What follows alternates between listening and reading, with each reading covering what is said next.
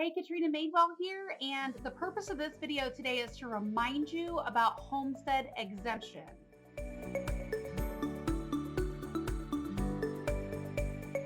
Homestead exemption is really important here in the state of Florida for several reasons. I'm going to talk about those in just a moment.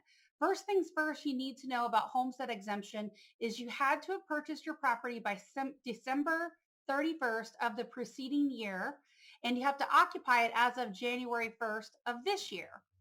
The deadline to file for homestead exemption is March 1st. So that's right around the corner. With March 1st actually falling on a Sunday, you're going to get until the 2nd to get that done. It can be done online, and you'll see a link for the actual form right here below the video. Now, a couple other things about homestead exemption other than the fact that I'll tell you why it's a must to file it here in the state of Florida.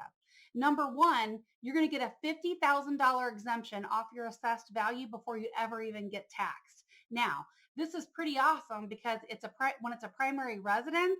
The second point is they actually cap how much your taxes can go up, and they're capped at 3% per year based on the CPI or the Consumer Price Index. What that means to you is ultimately it will keep the taxes very low for a long time to come, regardless of how much property values go up in the area. Now, the final point about homestead exemption, and this is probably one of the most valuable points when it comes to homestead exemption, is it can actually make your home judgment proof. Now, there's a lot of details and rules around this, but what you need to know is, for example, if it's a husband and a wife and you guys own the property jointly and you file for homestead exemption, let's say a judgment applies to one of the spouses. Well, on your primary residence, not only can they not make you sell your home, but it's actually protected when it is a homestead property or a primary residence here in the state of Florida. So those are some really great points about homestead exemption on why you need to file it. In addition, there's a bunch of other little smaller exemptions and sometimes total exemption of taxes. In the link below, there's a bunch of information on what other exemptions are out there to see if you qualify. The next thing we're going to talk about in this video that goes hand in hand with homestead exemption is portability. Now, portability applies when you sell another home and you want to take that tax savings. Remember, I talked about the cap can only go up 3% per year. It will take the cap on that huge savings when it gets resold, and you can take that portability with you to your next home. And I'll give you some more points on this right now. Now, your portability benefit amount, what it is actually the difference between the market and the just value and the assessed value. And you can take this additional portability and take it with you, whether you upsize to a bigger home or you downsize to a smaller home. So for example, if your market or just value is $600,000, and let's say there's $150,000 portability benefit, your new assessed value is $450,000.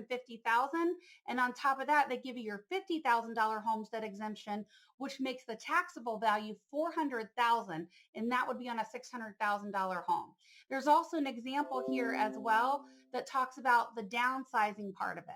Now, if it's a $200,000 property and let's say there's a $75,000 portability adjustment, that basically is deducted off for $125,000. Then you get another $50,000 for homestead exemption, effectively making your assessed value or the amount you get taxed on $75,000. Now, there's a couple things you need to know about this. There are some time limits that apply. So basically, you can only go without homestead exemption on a property for 1 year. And you can see that information here attached in the link below. There's a maximum number of portability of $500,000 that you can take. You have to file the homestead exemption form and the portability exemption form. They are two separate forms that need to be filed at the same time or back to back.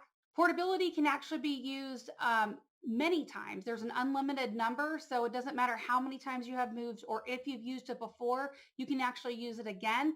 And it does apply for a property anywhere in the state of Florida.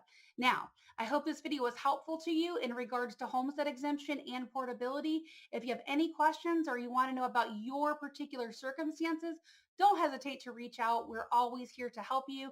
If you get hung up on the forms, let us know and we'll get you through that process. Have a great day. Bye for now.